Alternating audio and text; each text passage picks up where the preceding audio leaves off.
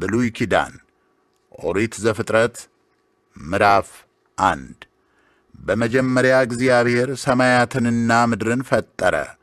ምድርም ቅርጽ የለሽና ባዶ ነበረች። የምድርን ጥልቅ ስፍራ ሁሉ ጨለማ ውጦት ነበር።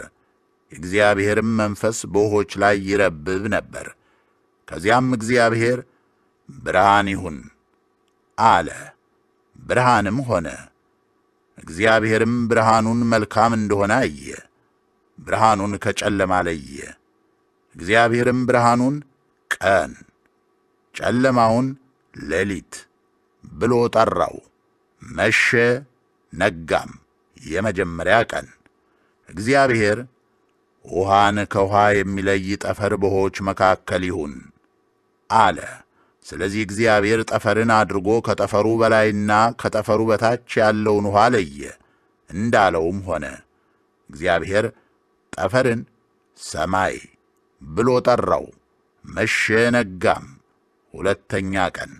ከዚያም እግዚአብሔር ከሰማይ በታች ያለው ውሃ በአንድ ስፍራ ይከማች፣ ደረቁ ምድር ይገለጥ አለ። እንዳለውም ሆነ። እግዚአብሔር ደረቁን ምድር የብስ፣ በአንድነት የተሰበሰበውን ውሃ ባሕር ብሎ ጠራው። እግዚአብሔር ይህ መልካም እንደሆነ አየ። እግዚአብሔር ምድር እጽዋትንም እንደየወገናቸው ዘር የሚሰጡ ተክሎችንና በምድር ላይ ዘር ያዘሉ ፍሬ የሚያፈሩ ዛፎችን እንደየወገናቸው ታብቅል አለ። እንዳለውም ሆነ። ምድር እጽዋትን እንደየወገናቸው ዘር የሚሰጡ ተክሎችንና በውስጣቸው ዘር ያለባቸው ፍሬ የሚያፈሩትን ዛፎች በየወገኑ አበቀለች። እግዚአብሔርም ይህ መልካም እንደሆነ አየ። መሸ፣ ነጋም፣ ሦስተኛ ቀን። ከዚያም እግዚአብሔር ቀኑን ከሌሊት እንዲለዩ የዓመት ወቅቶች ቀናትና ዓመታት የሚጀምሩበትንም እንዲያመለክቱ ለምድር ብርሃን የሚሰጡ ልዩ ልዩ ብርሃናት በሰማይ ይሁኑ አለ። እንዳለውም ሆነ። እግዚአብሔር ለምድር ብርሃን ይሰጡ ዘንድ ሁለት ታላላቅ ብርሃናት አደረገ። ታላቁ ብርሃን በቀን እንዲሰለጥን፣ ታናሹ ብርሃን በሌሊት እንዲሰለጥን አደረገ። እንዲሁም ከዋክብትን አደረገ። ለምድር ብርሃን እንዲሰጡ እነዚህን በሰማይ ጠፈር አኖራቸው። ይኸውም በቀንና በሌሊት እንዲሰለጥኑ፣ ብርሃንን ከጨለማ እንዲለዩ ነው። እግዚአብሔርም ይህ መልካም እንደሆነ አየ። መሸ፣ ነጋም፣ አራተኛ ቀን። እግዚአብሔር ውኆች ሕይወት ባላቸው በሕያዋን ፍጡራን ይሞሉ፣ ወፎች ከምድር በላይ በሰማይ ጠፈር ይብረሩ አለ። በዚህ መሠረት እግዚአብሔር በባሕር ውስጥ የሚኖሩ ታላላቅ ፍጡራንን፣ በውኃ ውስጥ የሚርመሰመሱ ሕይወት ያላቸው ነገሮች ሁሉ እንደየወገናቸው፣ እንዲሁም ክንፍ ያላቸውን ወፎች ሁሉ እንደየወገናቸው ፈጠረ። እግዚአብሔርም ይህ መልካም እንደሆነ አየ። እግዚአብሔርም ብዙ ተባዙ፣ የባሕርንም ውኃ ሙሏት፣ ወፎችም በምድር ላይ ይብዙ ብሎ ባረካቸው። መሸ፣ ነጋም፣ አምስተኛ ቀን። እግዚአብሔር ምድር ሕያዋን ፍጡራንን እንደየወገናቸው፣ ከብቶችን፣ በምድር ላይ የሚሳቡ ፍጡራንንና የዱር እንስሳትን እያንዳንዱን እንደ ወገኑ ታስገኝ አለ። እንዳለውም ሆነ። እግዚአብሔር የዱር እንስሳትን እንደየወገናቸው፣ ከብቶችን እንደየወገናቸው፣ እንዲሁም በምድር ላይ የሚሳቡ ፍጡራንን እንደየወገናቸው አደረገ። እግዚአብሔርም ይህ መልካም እንደሆነ አየ።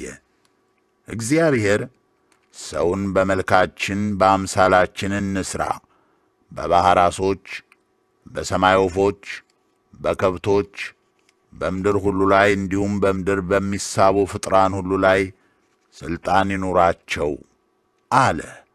ስለዚህ እግዚአብሔር ሰውን በራሱ መልክ ፈጠረው፣ በእግዚአብሔር መልክ ፈጠረው፣ ወንድና ሴት አድርጎ ፈጠራቸው።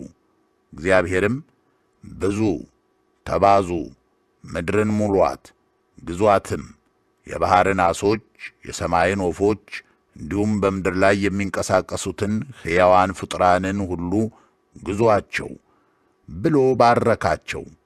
እግዚአብሔርም እንዲህ አለ፣ በምድር ላይ ያሉትን ዘር የሚሰጡ ተክሎችን ሁሉ፣ በፍሬያቸው ውስጥ ዘር ያለባቸውን ዛፎች ሁሉ ምግብ ይሁኑላችሁ ዘንድ ሰጥቻቸዋለሁ።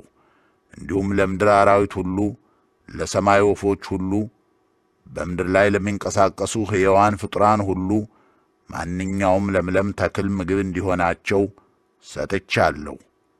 እንዳለውም ሆነ። እግዚአብሔርም ያደረገውን ሁሉ አየ፣ እነሆም እጅግ መልካም ነበረ። መሸ፣ ነጋም። ዘፍጥረት ምዕራፍ 2 የሰማያትና የምድር በውስጣቸውም ያሉት ሁሉ አፈጣጠር በዚህ ሁኔታ ተከናወነ። እግዚአብሔር ይሠራ የነበረውን ሥራ በሰባተኛው ቀን ላይ ፈጽሞ ነበር። ስለዚህ ከሠራው ሥራ ሁሉ በሰባተኛው ቀን አረፈ። እግዚአብሔር ሰባተኛውን ቀን ባረከው፣ ቀደሰውም። ካከናወነው የመፍጠር ሥራው ሁሉ ያረፈው በሰባተኛው ቀን ነውና። እግዚአብሔር አምላክ ሰማያትንና ምድርን በፈጠረ ጊዜ የተከናወኑት እንደዚህ ነበረ። እግዚአብሔር አምላክ ሰማያትንና ምድርን ሲፈጥር የሜዳ ቡቃያ ገና በምድር ላይ አልታየም፣ የሜዳ ተክልም ገና አልበቀለም። ምክንያቱም እግዚአብሔር አምላክ በመሬት ላይ ገና ዝናብ አላዘነበም ነበር፣ ምድርንም የሚያለማ ሰው አልነበረም። ነገር ግን ውኃ ከመሬት እየመነጨ የምድርን ገጽ ያረሰርስ ነበር። እግዚአብሔር አምላክ ከምድር አፈር ወስዶ ሰውን አበጀው፣ በአፍንጫውም የሕይወት እስትንፋስ እፍ አለበት፣ ሰውም ሕያው ነፍስ ሆነ። እግዚአብሔር አምላክ በምሥራቅ በኤደን የአትክልት ስፍራ አዘጋጀ፣ ያበጀውንም ሰው በዚያ አኖረው። እግዚአብሔር አምላክም ለዐይን የሚያስደስት ለመብልም መልካም የሆነውን ዛፍ ሁሉ ከምድር አበቀለ። በአትክልቱ ቦታ መካከልም የሕይወት ዛፍ ነበረ። እንዲሁም መልካምና ክፉን መለየት የሚያስችለው የእውቀት ዛፍ ነበረ። የአትክልት ስፍራውን የሚያጠጣ ወንዝ ከዔድን ይፈስ ነበር። ከዚያም በአራት ተከፍሎ ይወጣ ነበር። የመጀመሪያው ወርቅ በሚገኝበት በሐዊላ ምድር ዙሪያ ሁሉ የሚፈሰው የፊሶን ወንዝ ነው።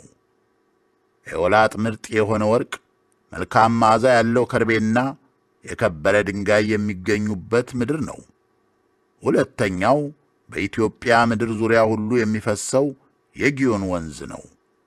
ሦስተኛው ከአሦር በስተ ምሥራቅ የሚፈሰው የጤግሮስ ወንዝ ሲሆን አራተኛው የኤፍራጥስ ወንዝ ነው።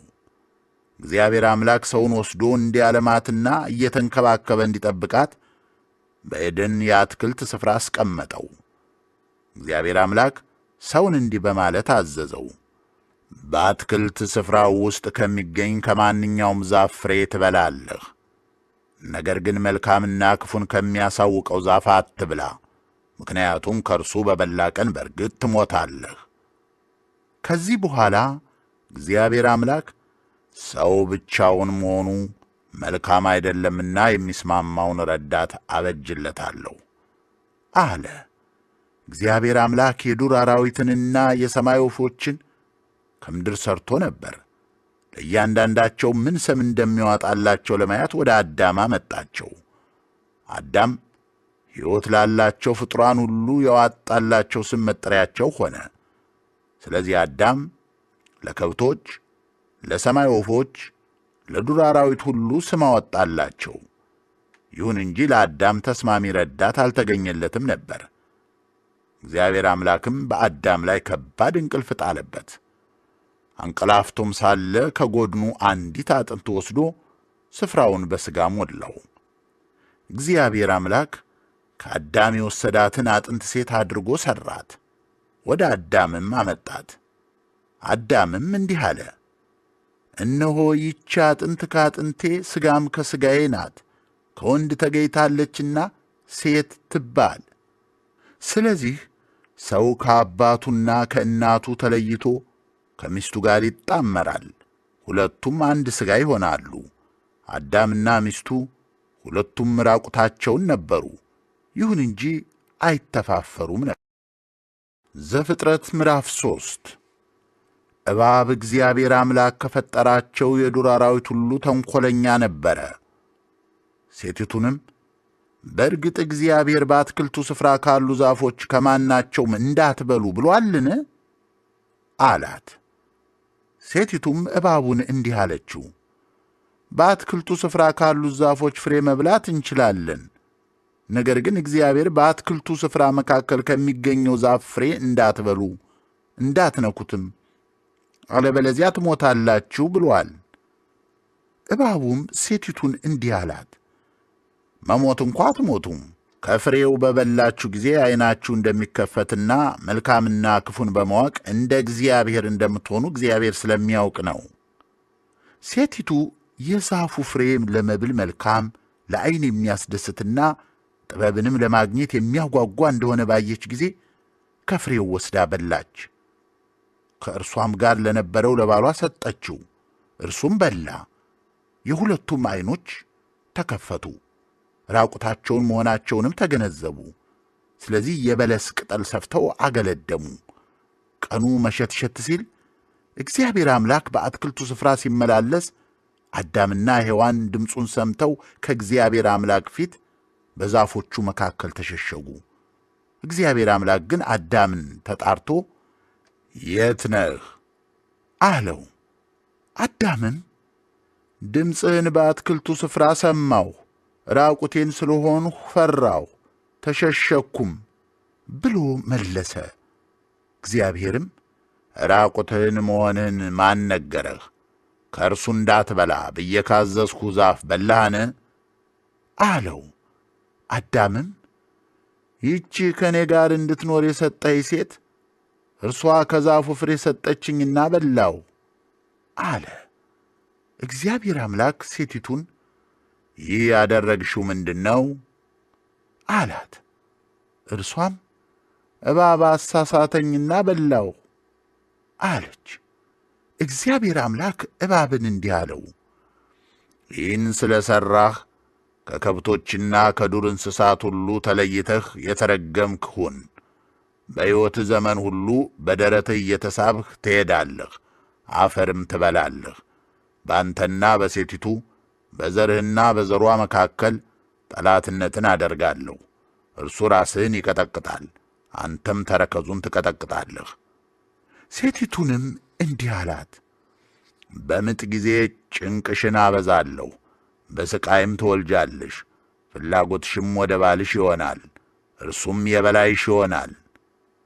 አዳምንም እንዲህ አለው፣ የሚስትህን ቃል ሰምተህ ከእርሱ አትብላ ብዬ ያዘዝሁን ዛፍ በልተሃልና ከአንተ የተነሣ ምድር የተረገመች ትሁን። በሕይወትህ ዘመን ሁሉ ምግብህን ጥረህ ግረህ ከእርሷ ታገኛለህ። ምድርም እሾህና አሜከላ ታበቅልብሃለች፣ ከቡቃያዋም ትበላለህ። ከምድር ስለ ተገኘህ ወደ መጣህበት መሬት እስክትመለስ ድረስ እንጀራህን በፊትህ ላብ ትበላለህ፣ አፈር ነህና ወደ አፈር ትመለሳለህ።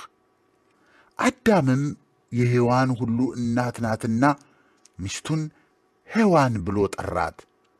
እግዚአብሔር አምላክ ከቆዳ ልብስ አዘጋጅቶ አዳምንና ሚስቱን አለበሳቸው። ከዚያም እግዚአብሔር አምላክ ሰው መልካምንና ክፉን ለይቶ በማወቅ ረገድ አሁን ከእኛ እንዳንዱ ሆኗል። አሁን ደግሞ እጁን ዘርግቶ ከሕይወት ዛፍ ቀጥፎ እንዳይበላ ለዘላለምም እንዳይኖር ይከልከል አለ።